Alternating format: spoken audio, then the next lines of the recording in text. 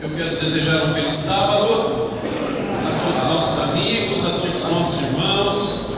Eu quero me congratular com você, irmão e irmã, que chegou cedo. Isso demonstra que não é o frio, não é o calor, não é a chuva que vai nos impedir de vir e adorar o nome do nosso Deus.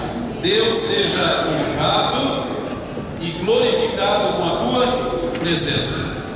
A nossa escola sabatina hoje, ela será um pouquinho diferente daquilo que temos tido nas outras semanas e nos outros meses, em virtude de uma programação que nós vamos ter hoje na igreja, que está começando agora e vai terminar por volta de meio-dia. Vocês sabem que eu prezo muito pelo horário, eu tenho trabalhado muito para que a igreja termine as suas programações por volta de 11h30, o mais tardar 11h40, mas em virtude de uma necessidade que nós temos como igreja, nosso programa ele vai se estender um pouquinho mais hoje. Então eu peço que você tenha um pouquinho de paciência. Vamos precisar de 20 minutos a mais do teu tempo nesta manhã de sábado. Posso contar com vocês?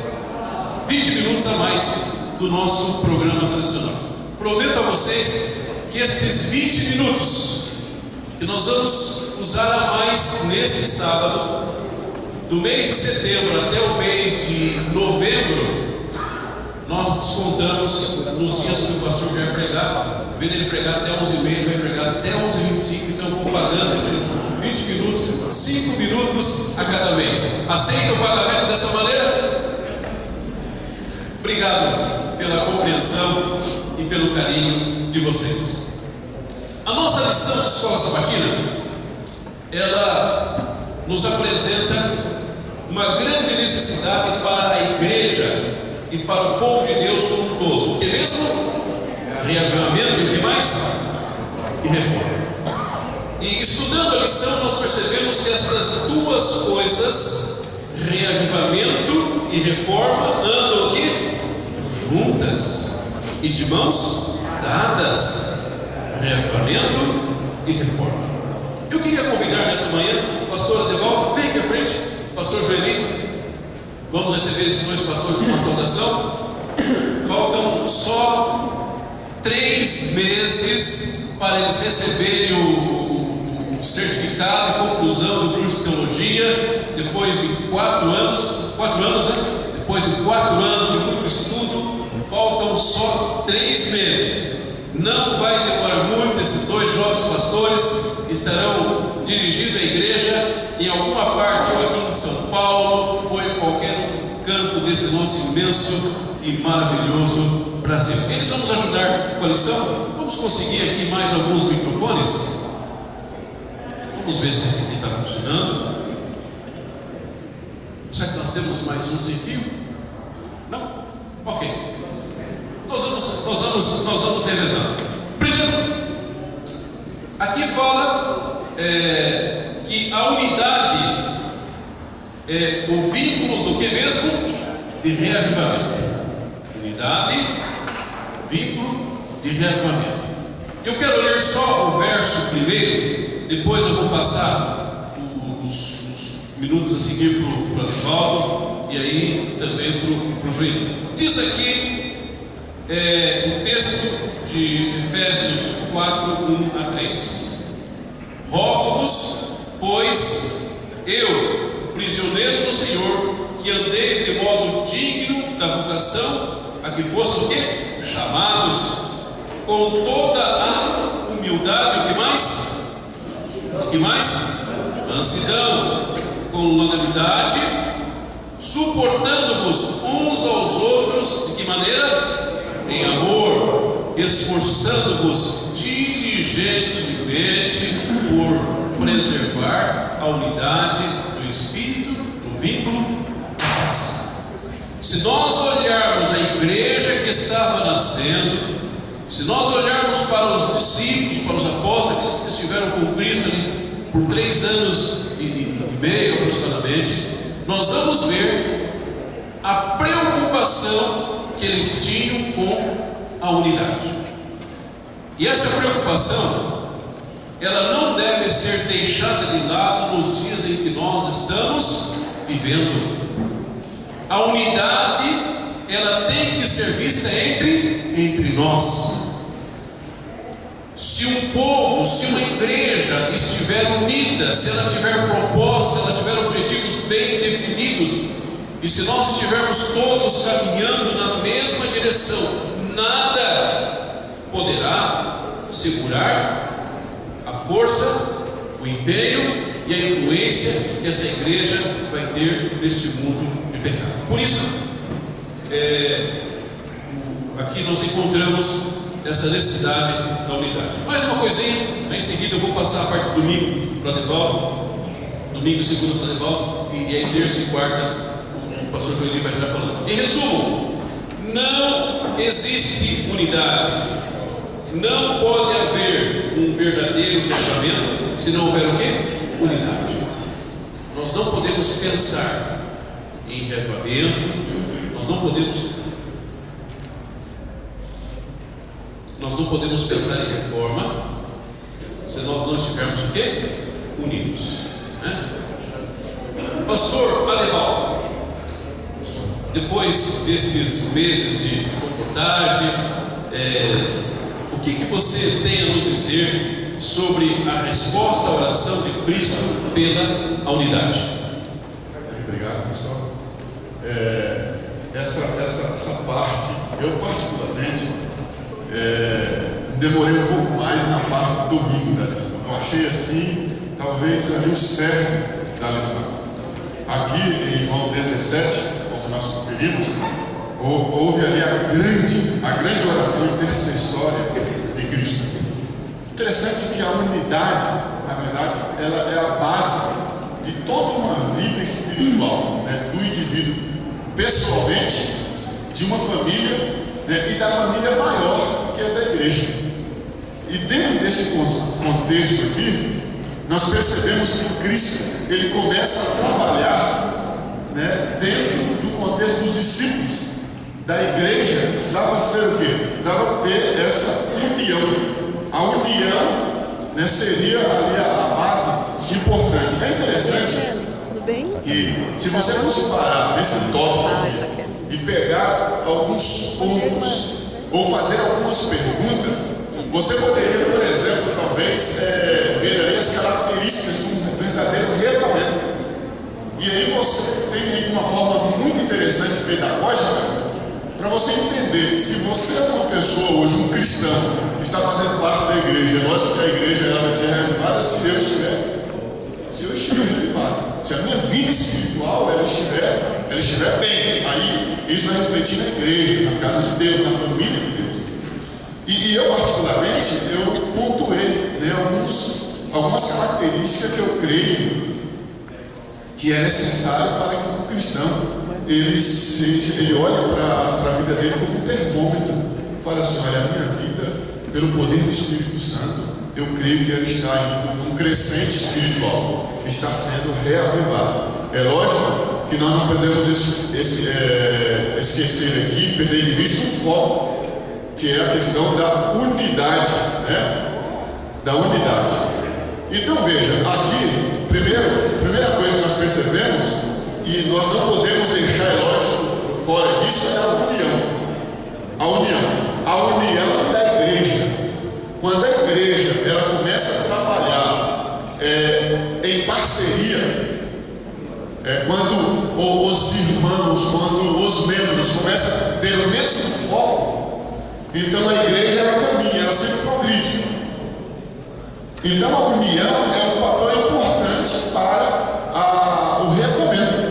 E você hoje como indivíduo, eu como pessoa, você como cristão, então você olha e percebe se está dentro do contexto da união, se está sendo, né, tendo esse trabalho individual. Outro ponto é a valorizar as pessoas e menos as coisas. Valorizar mais as pessoas e menos as coisas. Pastor Deval, eu quero pedir, fazer uma parte, eu queria perguntar para a igreja, se alguém quiser pode levantar a mão, eu vou até você e levo o microfone. O pastor falou sobre valorizar as pessoas e não as coisas. Eu queria queria agora a participação da igreja. Por que valorizar as pessoas e não as coisas? Alguém pode me ajudar? Por que valorizar as pessoas e não as coisas? Nós vemos um mundo materialista hoje. Muitos dizem que a pessoa vale quanto ela tem na conta bancária, a marca do seu carro, o seu cartão de crédito, a roupa que ela usa. O mundo aí fora é assim: eu estou certo ou estou errado? É isso, o mundo vê assim. Mas nós, como igreja, o ideal cristão, pastor Edivaldo, é diferente. Nós somos levados a entender que devemos valorizar as pessoas e não as coisas. E minha pergunta, eu volto nela: por quê? Irmão, por favor, a senhora tocou um ponto importante. Jesus morreu pelos carros? Não. Pelas contas bancárias? Jeito nenhum. Por quanto a pessoa tem, pela casa, pelo carro. Por que Jesus morreu? Pelas pessoas. Pelas pessoas. Então, irmãos, eu e você, aqueles que nos servem, são objeto especial, da atenção do nosso Deus. Então, quando o pastor fala para valorizar as pessoas e não as coisas, nós estamos indo na contramão de um mundo materialista. Esse é o ideal de Cristo para as nossas vidas, pastor. E o interessante é que na oração de Cristo, ele faz ali um pedido, né? Que todos se tornem um. Todos se tornem um, assim como Ele, Deus, também tem essa mesma característica. E quando a gente mexe nesse ponto, se torna um, como é que uma igreja tão grande, por exemplo, coloca no local, é lógico também, cogitamos aqui a questão mundial, mas uma igreja como essa tão grande pode se tornar um com Cristo, com Deus. Então vem esses detalhes, e são detalhes importantes da vida. Detalhes que a gente valorizar, o ser humano, a pessoa irmã fala muito bem ali. Então, o único propósito de Cristo nessa terra foi salvar o ser humano. Um outro ponto aqui, que é o terceiro, é testemunhar de Cristo.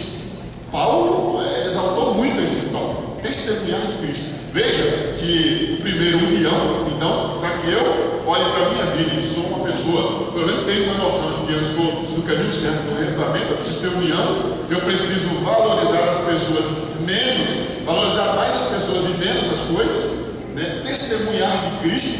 E um tópico aqui, reconhecer diariamente, constantemente a graça de Deus. Quer dizer, ter uma vida de gratidão constante. Porque no mundo que nós vivemos, irmãos, é muito fácil nós esquecermos a grandiosa graça de Deus, e começarmos a olhar para outras coisas. Então veja, a unidade preparou o coração dos discípulos para receber o Espírito Santo.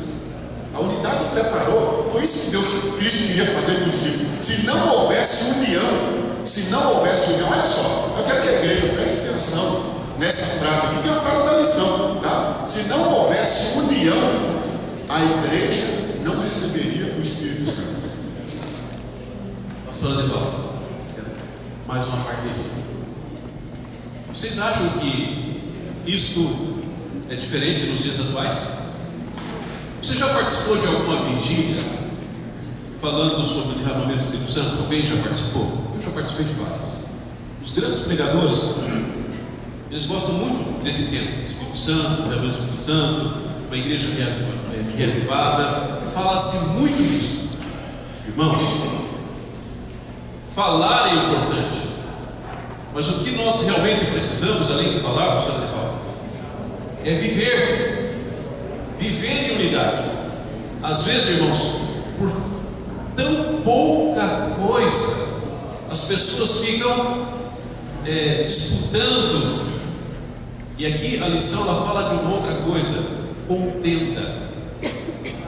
Alguém pode me ajudar falando alguma coisa sobre contenda? O que você entendeu nesse contexto da lição de domingo sobre contendas? Isso é bom? Claro que não é. Traz prejuízo? Claro que traz. Mas alguém quer contribuir dizendo para nós como nós podemos evitar contendas e dissensões em nosso meio. Alguém quer nos ajudar? Sérgio?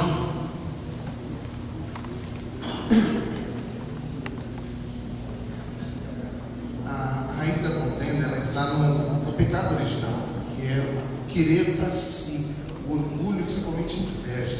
Quando nós observamos as obras de todos os irmãos, de vários ministérios dentro da igreja, e nós nos envolvemos de tal forma, fazendo com que aquele ministério alcance a alma, não valorizando somente aquilo que nós fazemos, muda totalmente o contexto, não existe contenda. Nós colocamos a contenda em pauta ou em evidência quando nós partimos do pressuposto que o que nós fizemos, o que nós pensamos, da forma com que nós agimos é o adequado para dentro da igreja. E o adequado para dentro da igreja e também o trabalho da igreja externamente é o que Deus orienta a fazer, é o que Deus quer fazer, é a obra que Deus quer fazer na nossa vida e na vida do próximo. Quando os discípulos entenderam isso, aí aconteceu realmente o Pentecostes, aí aconteceu realmente o derramamento do Espírito Santo. Enquanto a obra estava individualizada, pensando somente no meu foco, no meu objetivo, no meu trabalho, a obra não avançou. Então nós precisamos entender que o que é importante é o que Deus diz, é o que Deus quer. Eu somente sou um instrumento. O que eu faço não é bom, porque bom é só o que Deus faz. Como esse violoncelo que o Sérgio toca. Você pode deixar esse instrumento 1 ano, 10 anos, 20 anos bem afinado, mas se o músico, se o especialista não pegar ali o arco e não der as notas certas, esse instrumento terá algum valor? Nenhum valor. Exatamente, irmãos, assim é a nossa vida. Se nós formos como esse instrumento, se nós nos deixarmos ser usados por Cristo, irmãos, nem nós vamos nos conhecer quando nos deixamos ser usados pela pessoa de Jesus. Pastor, eu queria a tua ajuda ainda na parte de segunda-feira, pastor Devaldo. Aqui fala sobre ilustrações do Novo Testamento sobre unidade. O que você entendeu? O que você pode nos falar? Que ilustrações foram essas? E o que nós podemos tirar para a nossa vida prática sobre a parte de segunda-feira? Interessante que dentro desse contexto, a própria lição, pelo menos para mim, ela já me levou a pensar justamente no contexto da época, né? A lição ela começa quando o mundo do Novo Testamento do primeiro século era dividido em castas, status social e gênero. Então veja, hoje podemos, para a gente facilitar, podemos entender uma coisa muito interessante, né? Podemos dizer assim, existia na época os romanos, né? E quem não era romano, principalmente homem, né? E que não tivesse um status social, poderíamos dizer assim, eram os marginalizados, né? Quando interessante, quando Cristo chega com essa, podemos dizer assim, talvez, essa questão social, essa igualdade social, então para eles isso era uma espécie de fanatismo. Era uma coisa assim, fora do comum. E aí começa um problema sério, começa um problema muito sério. Quando, lá em Atos, por exemplo, eu queria até abrir, para aquele que puder, Atos capítulo 22, versículo 28, só para nós. Atos capítulo 22, versículo 28.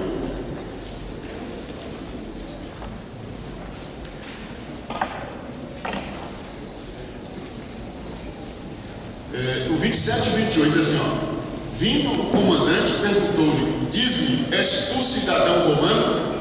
E ele respondeu: sim, sou. Então disse o comandante: eu, por grande soma de dinheiro, alcancei o direito de cidadão.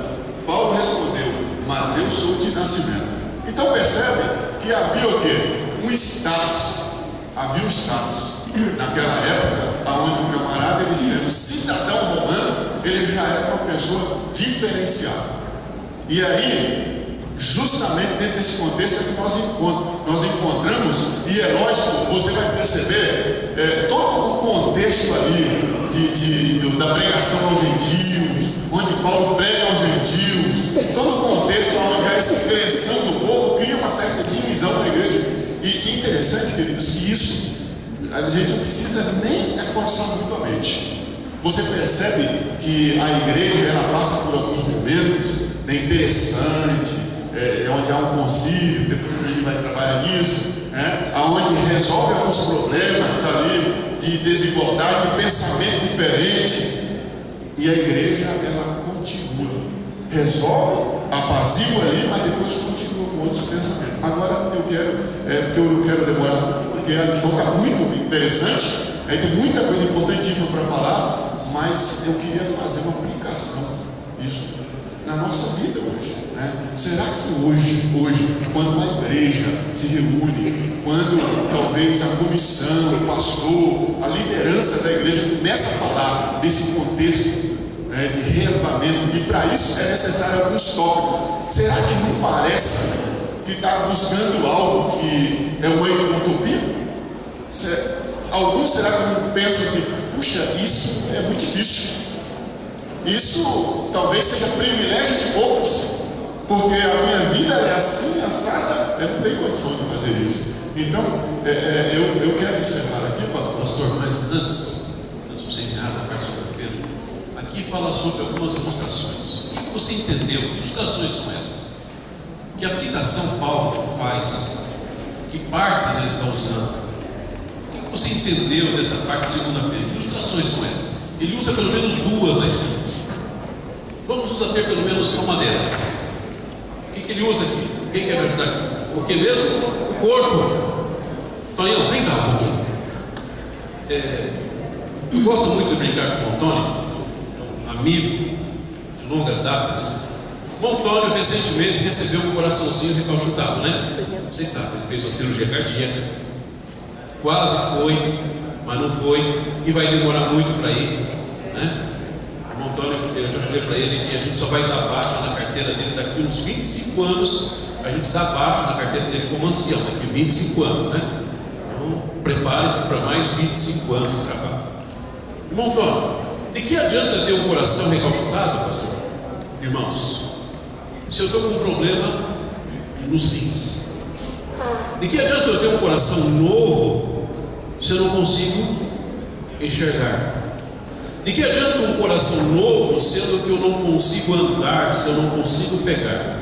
Em outras palavras, tudo é importante: coração, braços, dedos, mãos, pernas, pé, até mesmo os fios de cabelo que nós temos.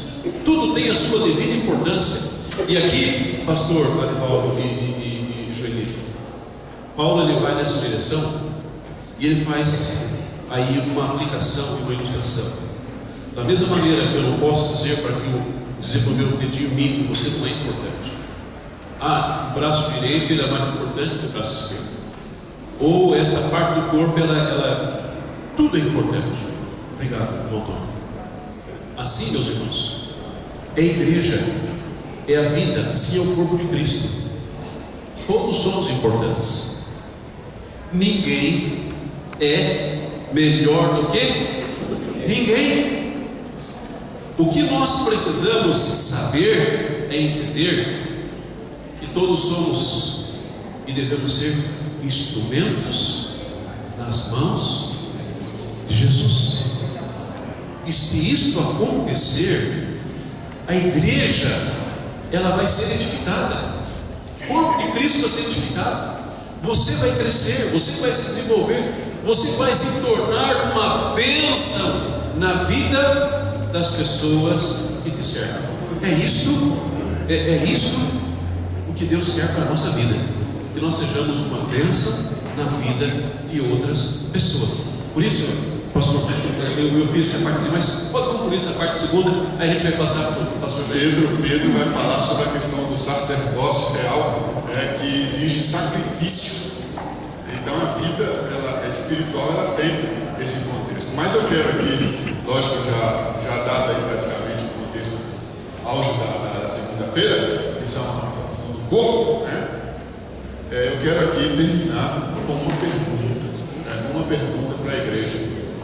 É a questão do reavivamento, sendo ele tão importante, essencial, fundamental para você como cristão e para a igreja, diante do mundo em que nós estamos vivendo hoje.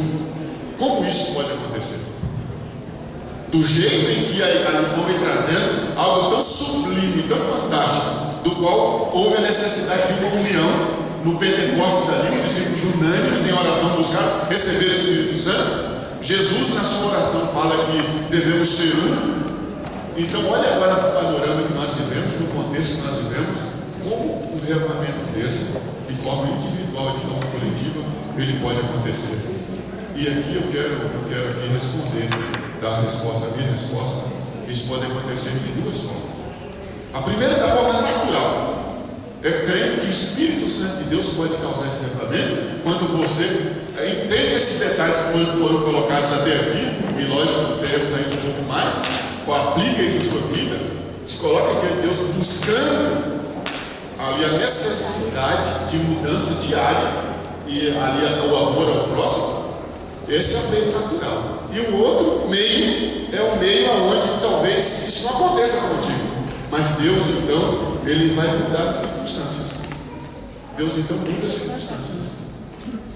Por exemplo, quando o povo, os discípulos, em Jerusalém, eles não queriam sair dali, e Deus então permitiu que viesse o quê?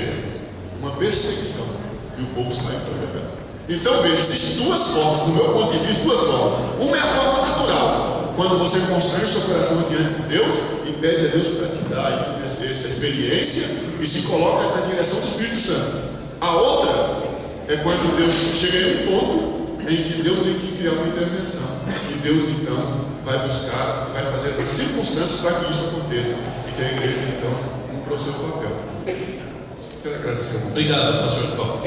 Joeli, quarta e terça-feira fala sobre missão e mensagem, e fala que essas duas coisas são elementos do que mesmo? De unidade. O que é que você pode falar para nós sobre a quarta e terça-feira? Missão e mensagem como elementos da unidade. Ok. Bom dia a todos. Alguns chegaram um pouquinho depois, nós estamos passando a lição geral. Eu gostaria que alguém pudesse ler Romanos 12, verso 4 e 5, por favor. Alguém com bastante água no pulmão aí pudesse ler Romanos 12, verso 4 e 5. Pessoa que for ler, levante a mão que eu vou levar o microfone aqui a você. Ok. Romanos 12, 4 e 5. Porque assim como num só corpo temos muitos membros, mas nem todos os membros têm a mesma função. Assim também nós, enquanto muitos, somos um só corpo em Cristo, e nenhum uns dos outros. Ok. Em cima desse verso, e entrando no fator elementos da unidade, eu tenho uma pergunta: como uma pessoa pode se fazer parte integrante do corpo de Cristo? Esta é a pergunta.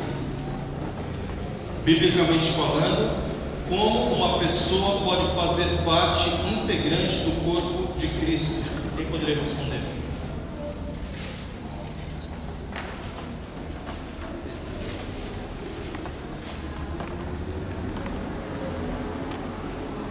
A Bíblia fala se ele estiver ligado a Cristo. Isso. E como uma pessoa se liga a Cristo, biblicamente falando?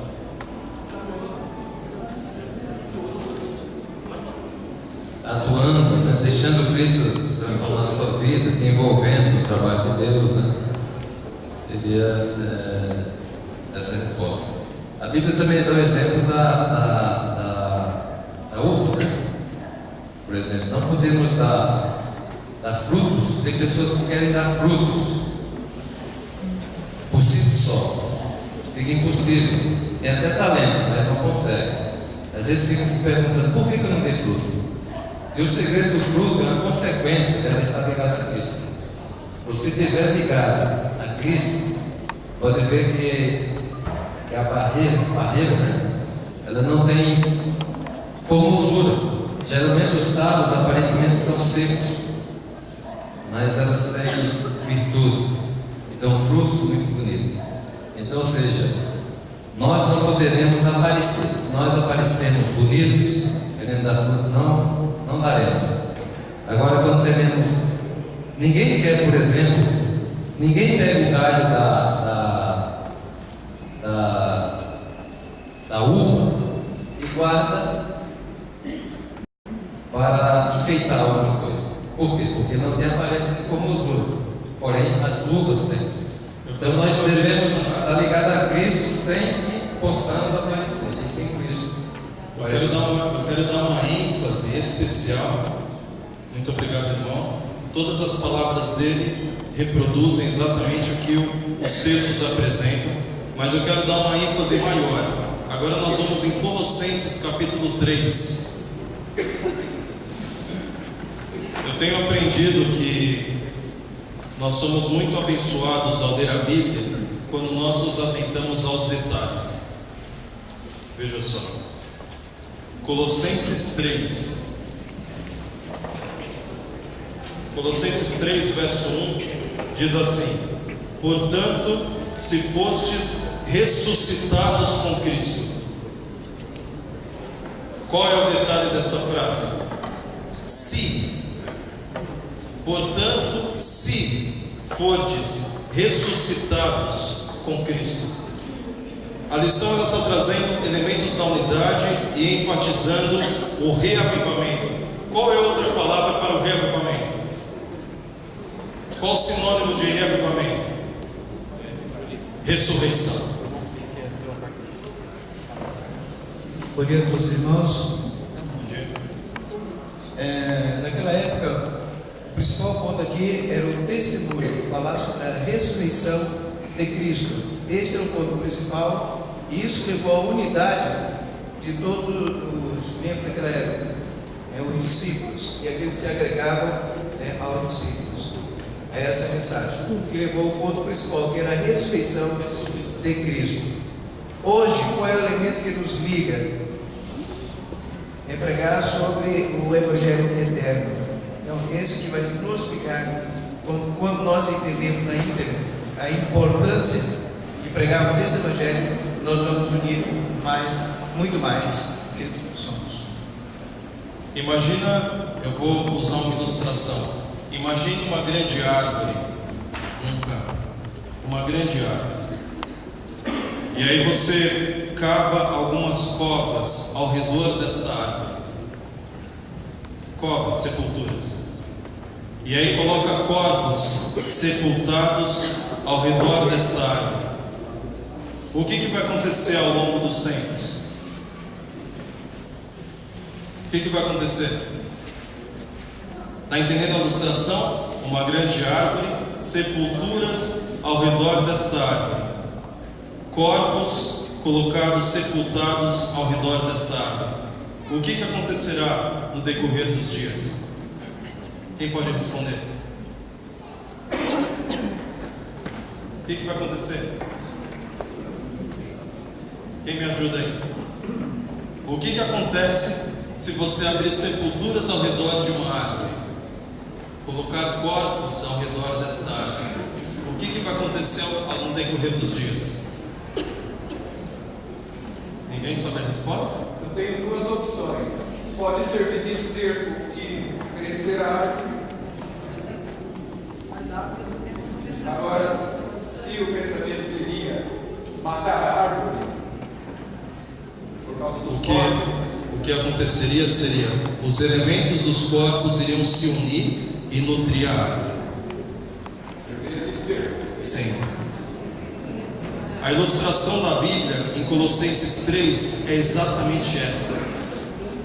O verso 3 diz assim: pois morrestes e a vossa vida está oculta com Cristo em Deus. Um crente faz parte do corpo de Cristo, que é a videira. Cristo é a videira. João 15. Quando ele morre para esta vida e vive não mais ele, mas Cristo vive nele. Esse é o vínculo da unidade. O vínculo da unidade é ressurreição em Cristo. Se uma pessoa está em Cristo, ela é uma nova criatura.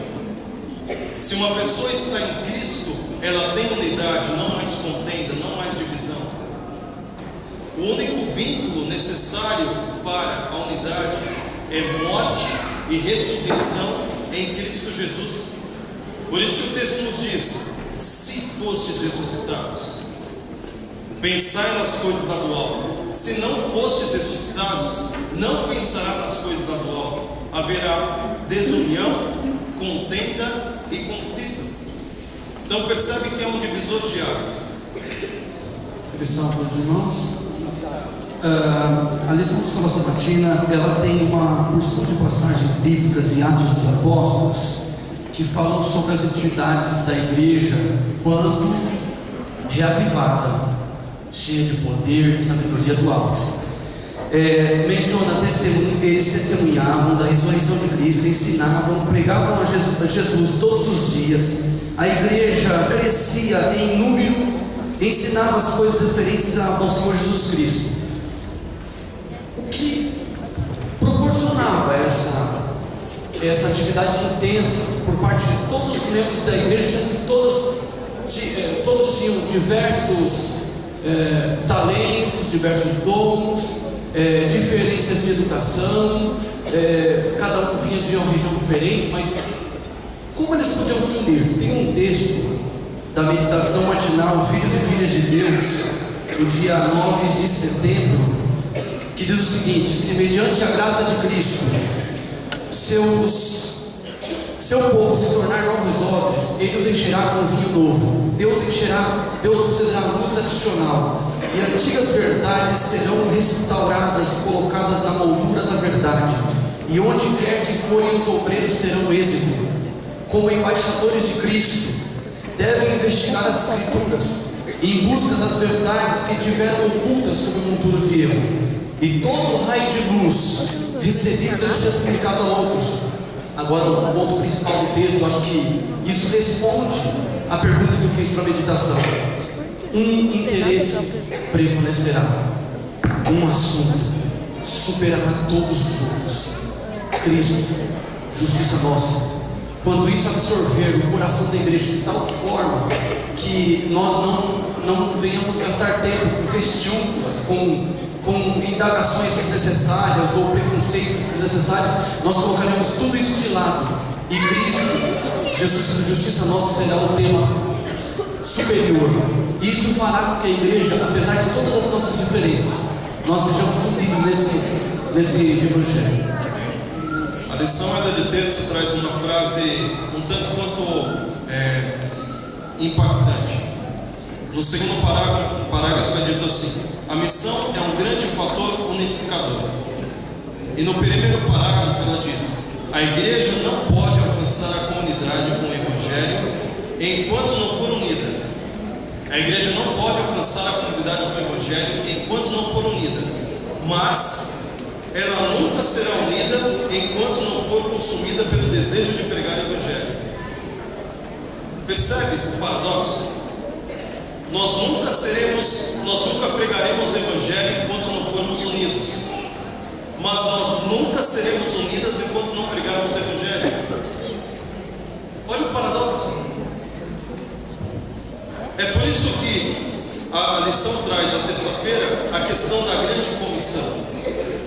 Quando Cristo diz assim: ide e pregai o evangelho, Ele está dizendo: se você não for, você não será unido. E se você não for unido, você não vai. As duas coisas estão interrelacionadas. E agora eu tenho uma pergunta: por que nós não estamos ainda pregando o evangelho com toda a eficácia que ele deve ser pregado? Por quê? Eu tenho uma dica. Eu gostaria, já indo para o encerramento, que nós lêssemos 1 Coríntios 6, verso 15. Alguém pudesse ler 1 Coríntios 6, verso 15?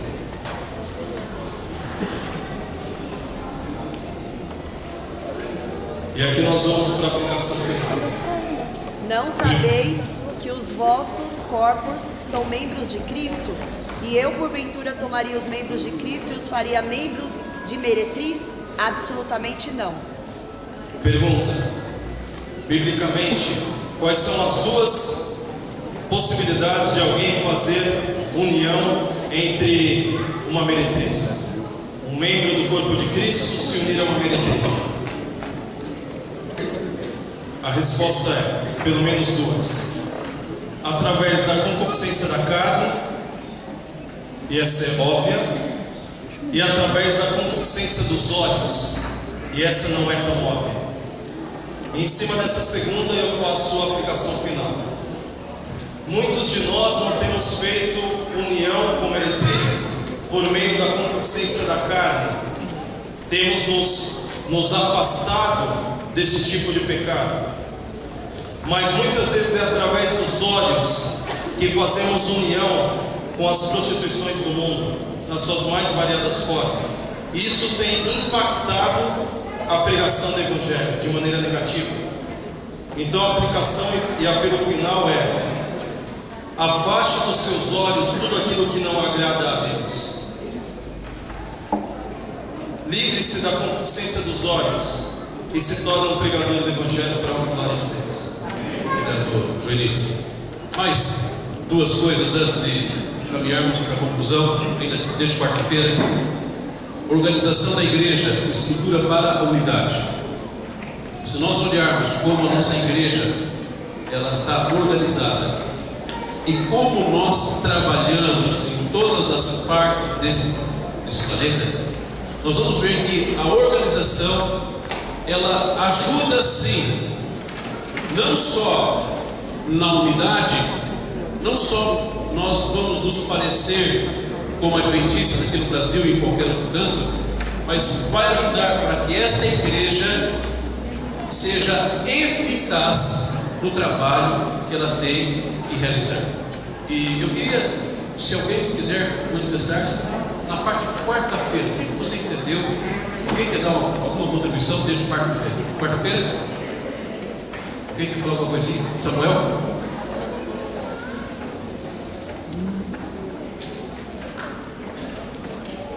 Preciosa lição para nós na quarta-feira.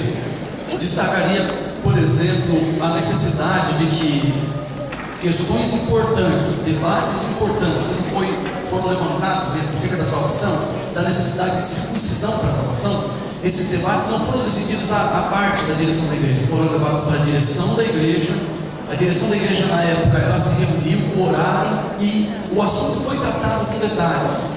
O registro de Atos ele é bem breve. Ele diz que Tiago participou, Pedro participou do debate, e por fim eles determinaram, mostraram que o Espírito Santo concordou com eles, e eles determinaram o que deveria ser feito, se era uma espécie de carne imunda, de carne sufocada, de animal sufocado, coisa parecida, e do adultério, enfim, da contaminação moral. Só que essa decisão da igreja foi passada para todas as igrejas com uma espécie de uma carta.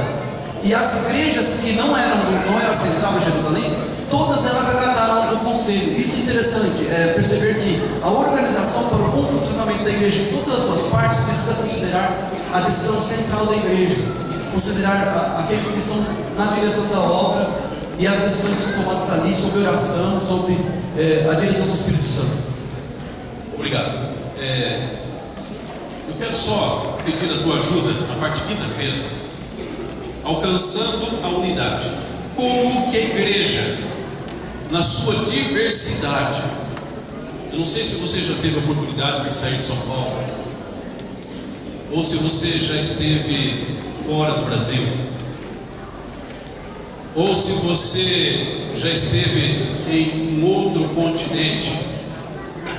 As coisas são diferentes, bem diferentes. Se um dia você tiver a oportunidade de ir à África, mas será que esta é a igreja mesmo?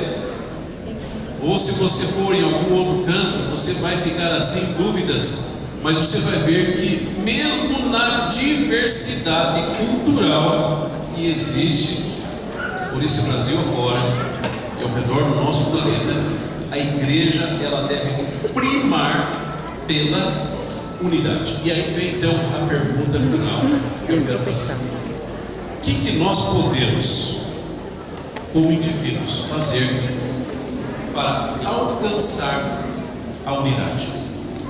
É a parte central de quinta-feira. Quem quer me ajudar? Irmão Nelson. Um fato na Bíblia, a pergunta de hoje é do Novo Testamento, mas eu vou falar algo sobre o Velho Testamento. Lembremos que quando Neemias ele se propôs a reconstrução de Jerusalém, eu fiquei muito impressionado quando li essa história, né? Fato mesmo.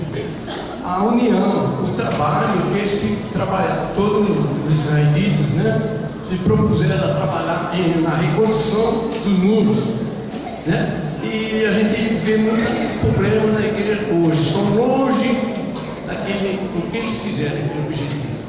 Nós precisamos mais trabalhar para essa causa. Ok. Irmãos, Ronaldo, por favor, quer levantar a mão? Ok? Só uma participação jovem, pastor. Na nossa lição dos jovens, o título aqui é de mãos dadas. E até para pegar essa história lá, conta uma história legal sobre uma criança que se perdeu. Os pais saíram os dois à procura, mas não conseguiram achar. No outro dia estava toda a tribo procurando essa criança. Então a resposta é para que a gente possa desenvolver a unidade e trabalhar de mãos dadas, todos juntos. E aqui a nossa parte da ação, ela dá até umas dicas, né? Que a gente tem que ser unidos em serviços, unidos em oração e unidos em comunhão. Gente, eu sei que muitos de vocês gostam de falar, mas nós temos que encerrar. Nós temos que encerrar, meus irmãos. Eu quero deixar só com vocês isso. Se nós queremos realmente a unidade, nós temos que colocar os nossos joelhos no chão e oração. Tem coisa na vida que é difícil. Lidar com determinadas pessoas é complicado. A própria Bíblia diz: se possível, tende paz com todos. Se possível. Tem situações que são complicadas, mas para que a igreja alcance a unidade, nós precisamos nos aplicar mais à oração. As duas últimas participações aí nós encerramos.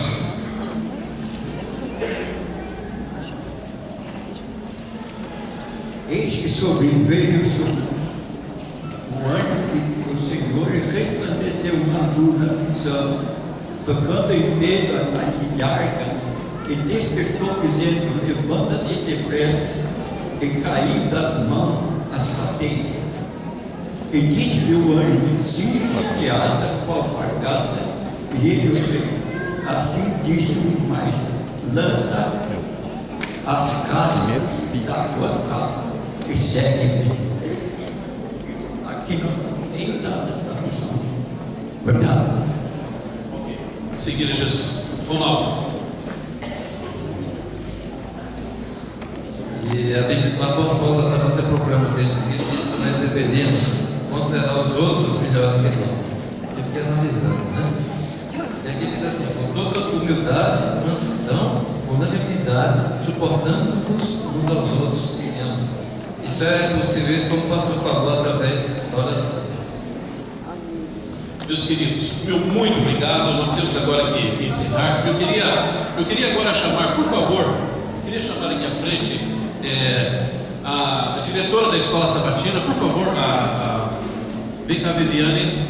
Marta, por favor, a Marta, diretora lá do departamento infantil. Eu vi a Marta chegando também. Por favor, Marta, por favor. E a Selma.